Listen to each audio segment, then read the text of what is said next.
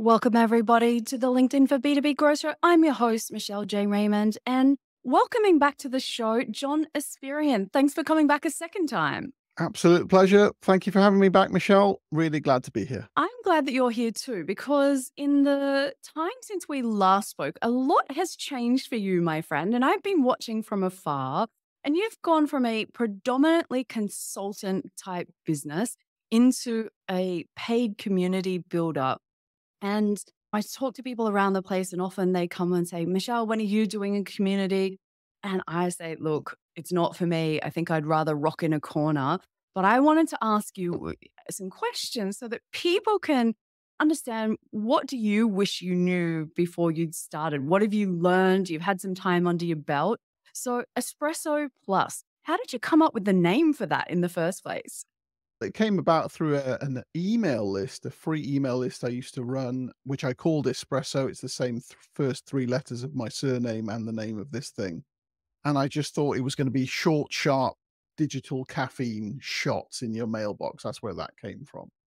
And then that just led to loads of lovely conversations with my mailing list. And I wanted those people to have a place to talk to each other, not just to me. And that's where the idea for a group came about. And those are the early knockings of the Espresso group and what became the Espresso Plus community. What triggered you to move away from consulting to building this paid community, Espresso Plus, in the first place?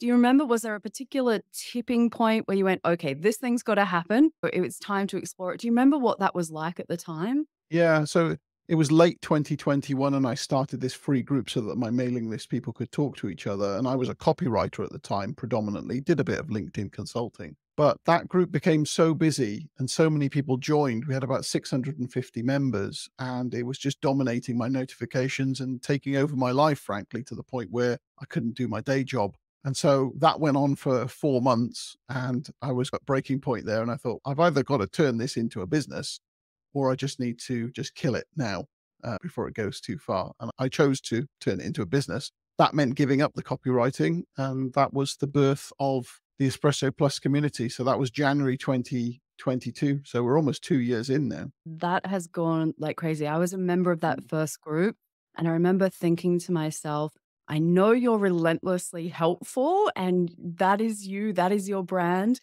Mm. I was thinking the amount of effort that was going into that group was crazy. I know you always show up and deliver a ton of value and share so generously. But at the time, I was thinking, wow, this thing is just exploding very quickly. Okay, so you have this idea, things are growing, you turn it into a paid community. Yeah. With the wisdom of hindsight, you've got those couple of years under your belt and that Mm. experience. Is there something you wish you knew when you look back before you got started that you might be able to share with other people? When I was getting started, the top of mind thing was pricing because I thought I'm giving away all this advice for free. I need to monetize this. How on earth do I charge for this? I didn't have any of my own yardsticks to compare with, that I'm a data geek. So I couldn't really compare it with anything else because I'd never done this before. And at that time, there weren't that many other comparable memberships that I could look around and say, okay, that person's charging this and maybe I can get away with that. So the big lesson for me is that I probably did underprice at the beginning. And to compound that, I offered 100 founder member spots, all of which went in the first day. And when that happened, I thought, okay, I probably should have charged more for this. So yeah, with hindsight, I probably would have put more value on the amount of effort that was needed to run this thing and probably charged more and limited the founder member spots to be not to be quite as generous. Those are the main things that come to mind. And did you at the beginning decide this thing will be capped at a certain number? Like, how did you decide who the Yeah. community was for and how big it should be so that you could manage that? Yeah, that's a good question because a lot of other memberships I see, they're not really capped in any way. It's just kind of greed is good. Let's have as many members as we can and get them to pay us as much as they can. With me, because it was the espresso vibe is small and strong, and I thought I can't serve thousands of people because I want to do it myself. And I'm quite a control freak. I make my own graphics, I do the spreadsheets, I do the comms, just everything you could imagine, I'm doing it myself. That doesn't scale to thousands of people. So I thought my free group grew to more than 600 people. That's not sustainable. And I just thought, I'll halve it. We'll call it 300. I could manage up to that many people. And so that was the cap that I put in place. And if the community ever does grow to 300, it'll then become a one in, one out system, which will actually be an interesting psychological experiment if we ever get there. Would you sell a space or whatever? But at the moment, we've got just over 200 members, and that's keeping me quite busy as it is. Would you say 300 is still your magic number, or have you settled on around 200, or where does that Well, land for you now? if we can get up to 300, I'd be delighted, because that will then meet and exceed all of the financial goals that I had for earning an income indirectly from LinkedIn, let's call it. So 300 is fine. And one of the great things about community is that you get to know the people. Like I want to learn people's cats' names. It's not just a business transaction. I get to know these people. They're on the post-it notes on the wall behind me, and the real people, they're real customers. And I don't need to be greedy and have thousands of those to sustain me. I don't need that much. John, with the Espresso Plus, like I'm going to put in the show notes the details on how people can come and join that community. Can Mhm. you give us a short overview on what your community is all about so the listeners will know? Yeah, sure. So, I mean, a lot of people would assume that it's just a place to chat, and that's where it started. But we also have a private podcast. We have a private video library of, I think it's about 180 videos now of premium content that's just for our members. We have live Zoom calls at least twice per month so that people can ask anything, expert Q&A sessions. I'll do content reviews as well for members. So if someone said, I've just updated my LinkedIn profile, could you take a look? Then I'll do a video screen share of that, and all of the community benefits from that kind of thing. And then things like discounts and a mailing list and a members map and a members database. So there's lots of little bits plugged in together. And the latest innovation is we're going to be having a new version of my website, which will let people have a private members area to log into with some extra goodies as well. So there's plenty that makes up the community. And there's a lot of moving parts for me to keep an eye on to make it happen. And in your community, have you found a certain type of person who's joining your community that's the right fit? Because I would imagine you're fairly protective of your community because you wouldn't have it any other way. You put too much effort into everything that you do to have someone rocking the boat. What kinds of people do you find join a community? Is there any one type, or have you got a little bit of everything? Mostly small business owners, because those are the people I was really trying to work with when I was a copywriter towards the end of my copywriting career, if you like. I didn't like working for the big corporates. I liked working for the small, ambitious, enthusiastic, eager learners. So it's mostly those people. They are people who want organic success, so that there's no one's really coming for the quick fix, the washboard stomach overnight. It doesn't really work like that, does it? So no one's really coming for that. No one's really coming for lessons on how to place spammy ads or message 1,000 people at once. We don't do any of those kind of, or engagement pods or any of those things that really cheat the system or try and get you results quicker than you would otherwise have got them just, by turning up, sharing helpful stuff. So hopefully I'm trying to attract people who are at least a little bit like me in terms of their approach to LinkedIn, which is it doesn't happen overnight. What was the big surprise for me is that a lot of LinkedIn specialists actually are in the community as well. So almost a third of our members actually in some way either train on LinkedIn or social media support for LinkedIn, that kind of thing. So they work in the universe of LinkedIn already. And I was never expecting to attract those people. So that's interesting. And it means that we've got a kind of congregation of some of the best minds of LinkedIn, and therefore we'll spot a new feature and share that with each other and talk about the implications. So that's a nice little advanced thing that all members benefit from.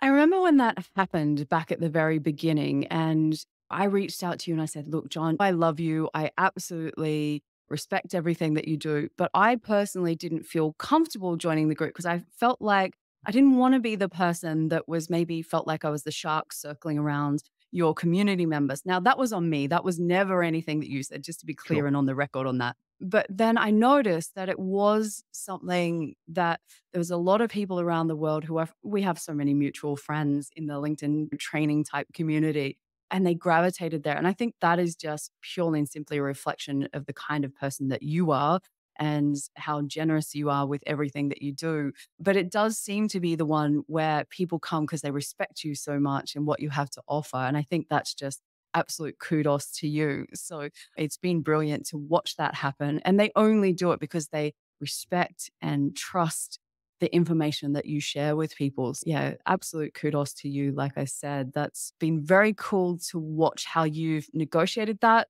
And I think it's part of your generosity that operate with an abundance mentality, as they would say, that there's enough to go around for everybody.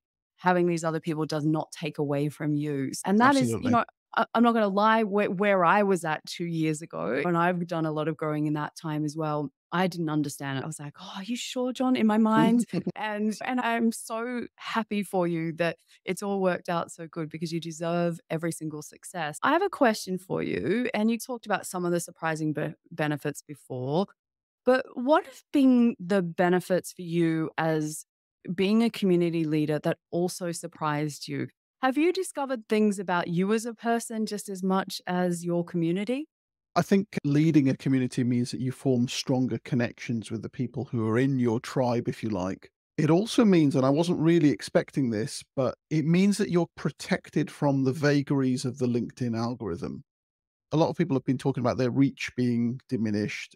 But if you have a private space where you know that you're in one to one communication with a large group or a small subgroup, or you're on regular Zoom calls with those people, then those people will just be much more likely to see your stuff. They'll be more likely to want to look out for your stuff. And it's like a buffer. So I think increasingly on social media, we'll see the rise of smaller groups of interested parties who look out for each other's stuff, as opposed to the big wilds of LinkedIn, which has got a billion members. It's a big, scary place for a lot of people.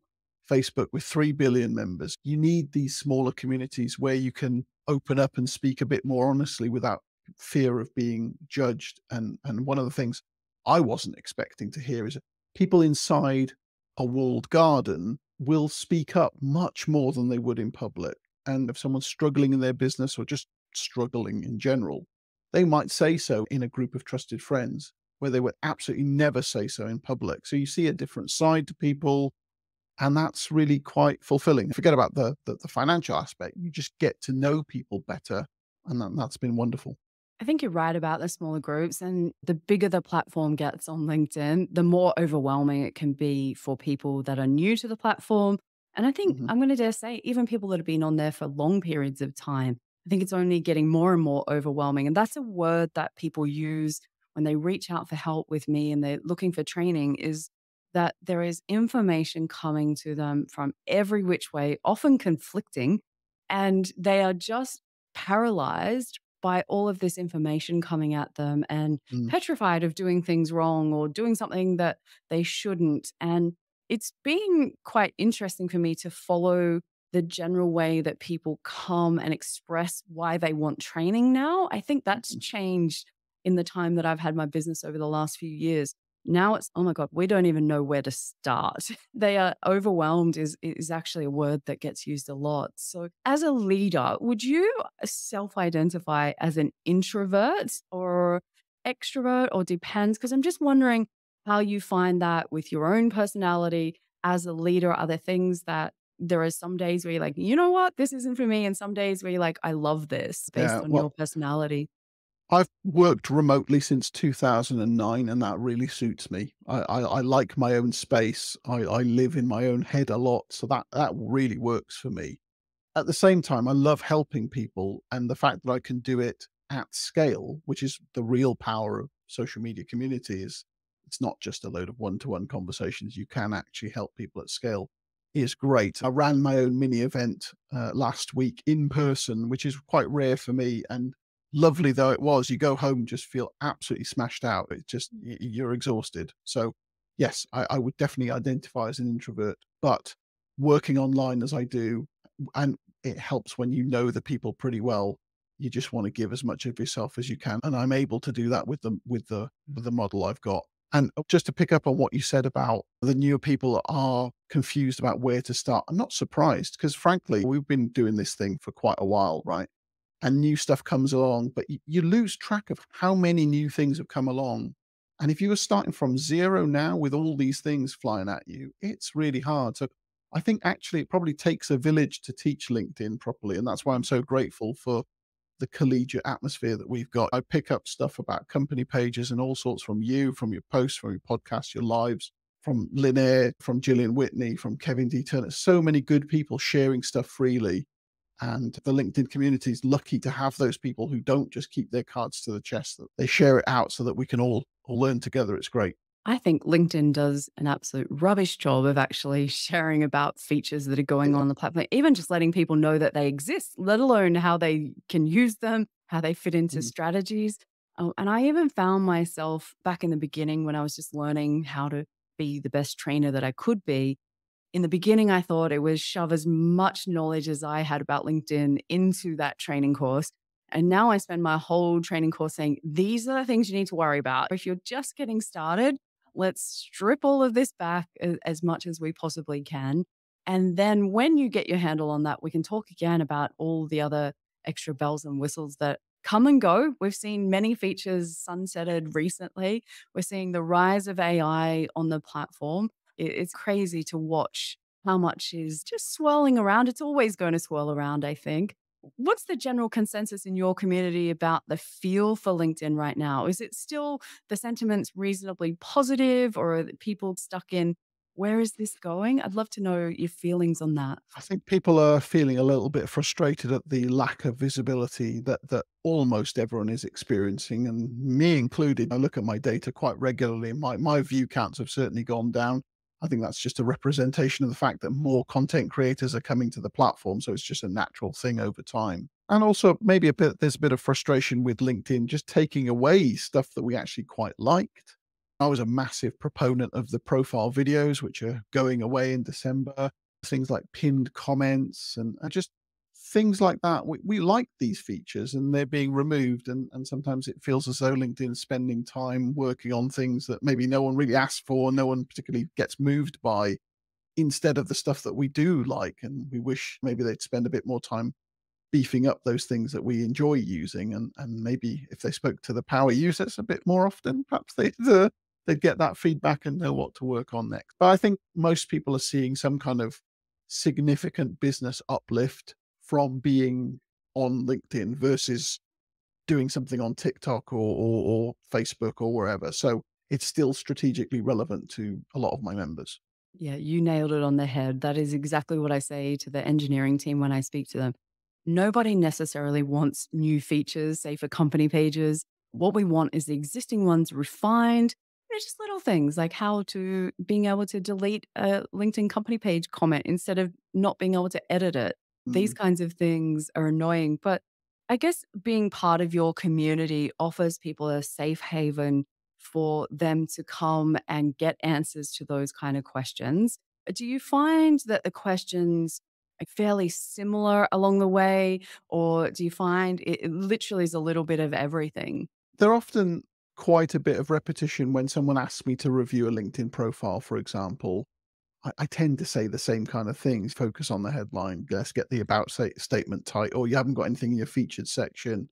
Let's add a few more skills. It's very often very similar feedback, but on Q&A calls, then people can go down rabbit holes and go very specific about a particular client's problem they're trying to sort. And then you can really dig into the details. And I like that kind of thing. So it's really all sorts.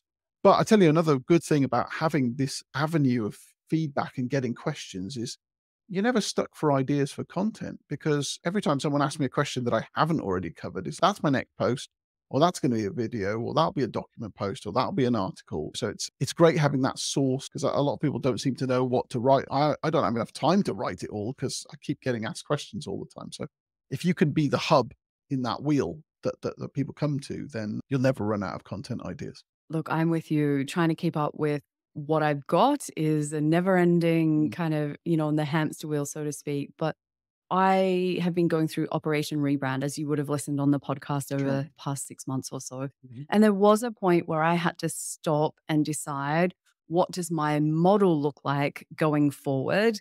Assessing whether a community was right for me in my business. It was one of those things that I did. And for me, that's not what I wanted right now.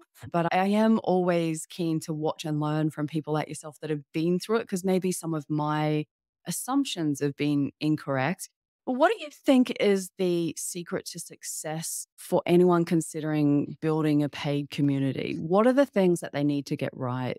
One thing I learned from being in other memberships that I felt was a mistake that they were making is that you get attracted in by a big name, a celebrity in quotes, and then that person isn't actually running the show day to day. And I thought, I'm not going to do that.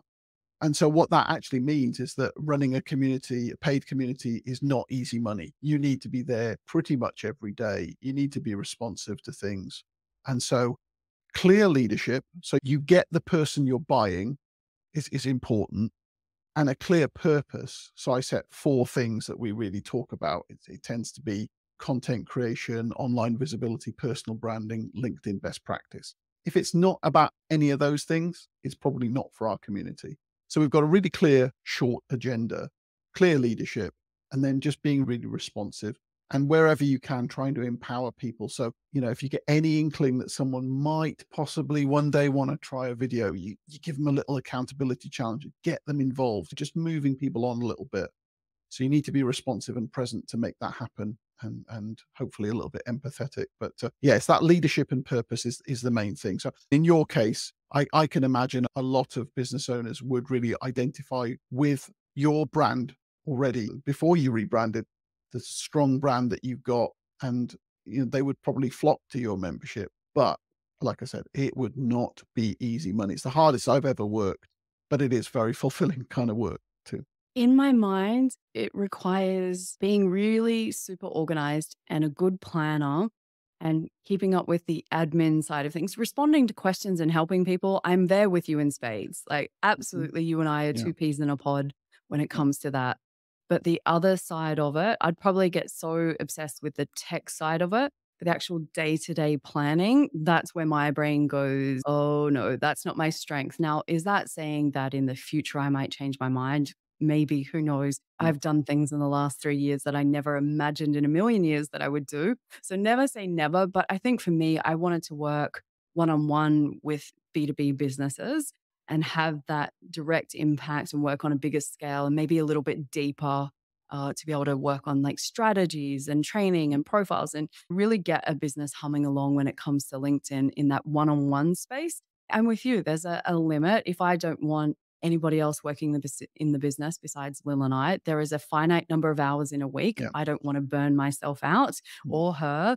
And so this is the part where I guess as business owners, we need to work out when is that fork in the road? Is what we're doing working? And I think that review is the important piece. And that's exactly what I've been doing in Operation Rebrand. Is what I'm doing right for me? Is what I'm doing right for the business and growth in the future?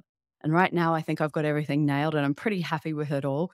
But Yeah. you're right. Like it's one of those things that time changes, your audience changes, your needs change. And so, yeah, maybe one day I'll get over my fear of admin and planning. Yeah. It's something for you to revisit in maybe 12 months' time. And if you were ever going to do this seriously, think about what big thing would you have to stop doing? Because I gave up a 13-year copywriting career to do this because I had no choice. There was just not enough time.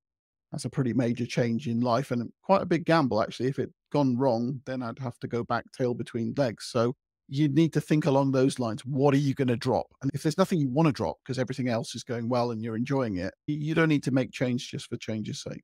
Yeah, I think that's a very important point right there. Changing things just because, John, you have a paid community, or maybe because Leah Turner or Richard Vanderboom have theirs, it doesn't mean it's right for me. And I think this is the purpose of the podcast is to get people to start thinking, am I doing this because it is actually the right strategic fit? Or am I doing it because I don't want to miss out because other people are doing it? And I think that's a really key point. Now, one of the things as having a fabulous community that you have and all the work that you've put into it, you're now moving, which I never thought I'd see this from you, John, especially not quite so soon. It feels soon for me, but I'm also not surprised in another way. But community events, you have Uplift Live coming in 2024. Tell us a bit about that. And for the listeners that are listening today, I want to make sure that we also put in the show notes how they can buy tickets to this event. I am so bummed that I can't make because I'll be on the other side of the world, even more so than usual. But yeah, what is Uplift Live and why should people buy a ticket? Yeah, Uplift Live is a LinkedIn focused conference, the first of its type in the UK, and was born because I'd been to too many conferences where LinkedIn didn't get mentioned at all or got mentioned in a very superficial way. And I know that LinkedIn don't really run their own conferences. They certainly don't in the UK. And I thought I'd sit here waiting forever for something to happen, or I could just get up and do it myself. So got together with a couple of my colleagues in Espresso Plus and we said, look, we know lots of good speakers. Let's get them all together in the UK. And you would have been one of them if you weren't already speaking at Social Media Marketing World. And you would even have had a pink post-it note. That's what the Oh, post-it notes above my head are all of the speakers at the event. wow. But yes, so we're getting together some of the very, very best, what I call the apex operators of LinkedIn, the Richard van der Bloms, the Kevin D. Turners, the Gillian Whitneys. They're all coming to the UK and we're going to have a whole day of learning and networking and fun. And we've got pre-event stuff and post-event stuff as well. Yes, if you want to learn LinkedIn best practice from people who don't want to cheat, who want to do things the right way, who will give you honest advice. It's not sexy advice, but it is. We'll give you just straight, honest advice. That's what we're doing in Birmingham, and it's the 21st of March, 2024. So about 4 months away as we record this. I'm really looking forward to it. Yeah, it's long overdue in the UK, so I'm really glad to be part of it.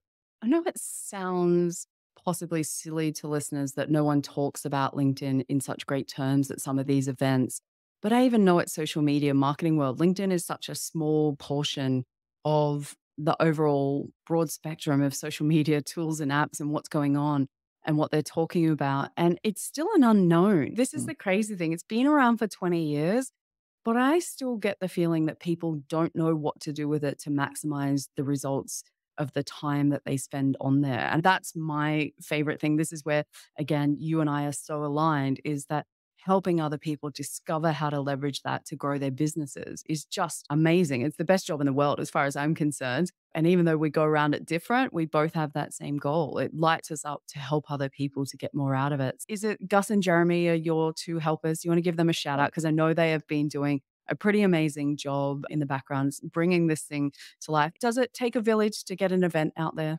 I certainly couldn't do it on my own. And those two guys, so it's Jeremy Freeman, a content writer, and Gus Bandel, a social media guru. They've both got events experience. So I'm leaning on them for some of the logistics, booking hotels and venues and getting a ticket page ready. And just all of that admin stuff is not really for me, but needs to be done to make this kind of thing happen. So yeah, again, it's going to be a lot of effort, but for me, it's a legacy thing to say that we've done the first ever LinkedIn Focus conference in the country. That'll be a feather in my cap, and hopefully we'll make a little bit of money along the way. We did say if it's a financial success in the UK, potentially it could be exported to somewhere like the US and could then really become a big thing. But let's walk before we can run. Absolutely. And with some better planning, I'll make sure that I own one of those pink post-it notes. But I can say that every one of those names that you mentioned, I absolutely endorse that this is a quality event that you are putting on. So if anyone is local, are there online tickets as well, or is it just all a face-to-face event? Yes, we're not selling those till January, but we will have tickets for the captioned and transcribed recordings. We've decided not to do a live stream because every event I've been to has had tech glitches. And I know that would give me a heart attack if we had that. We're just going to really polish it up nicely and give people a nice recorded experience. But until January, we're selling only in-person tickets. And we really want to see people come if they can, because I think just being in the room with lots of other enthusiasts is going to send people away really energized and hopefully making some really good friendships as well. I have no doubt. And yeah, like I said, maybe the next time when you do this one, we will coordinate schedules and I will make sure that I am there with you guys. John, every podcast, as you know, because you're a listener and I appreciate you, but every podcast I ask my guest one last actionable tip. Could you give one to those who might be considering starting their own paid community? What's the best tip that you could give them up front? I would experiment with a free LinkedIn group to start. Test the water and see if you can get interest in a free version of your community, then a proportion of people might turn into paid customers. I wouldn't leap straight into trying to charge people. I took 5 years to build my personal brand runway before takeoff of a paid community. So this is not quick. And also, about 1 in 6 people who were in my free community stayed on as paid members. So don't expect to convert everyone. I don't know whether that's a good stat or a bad stat, but test it through a free model and then you can see whether you can monetize after that. I could imagine it could become very expensive and a lot of work up front for possibly no return if you don't Yeah, do that research. absolutely. And you are the king of research and numbers and stats. So I'm going to go with your numbers because I have nothing else to refer to. So, John, I appreciate everything that you shared so candidly today. Oh, I know that the Espresso Plus group is one of the groups that I absolutely recommend to my listeners if you are looking for a community setting with a bunch of trusted people that are led by John. There is no better group that you can go and learn about LinkedIn in that settings. Thank you, John, for coming back onto the show second time around. I appreciate you. One last plug for Uplift Live. When is it and where can people get tickets? Yeah, so Uplift Live will be in Birmingham, our second city in the UK, and it'll be on 21st of March 2024. And if you go to uplift-live.com, you can buy yourself an in-person ticket and eventually an online ticket too. Excellent. So, on that note, listeners, I hope that this has given you as much value as it has me. Thank you so much, John. Thank you to the listeners. And until next week, cheers.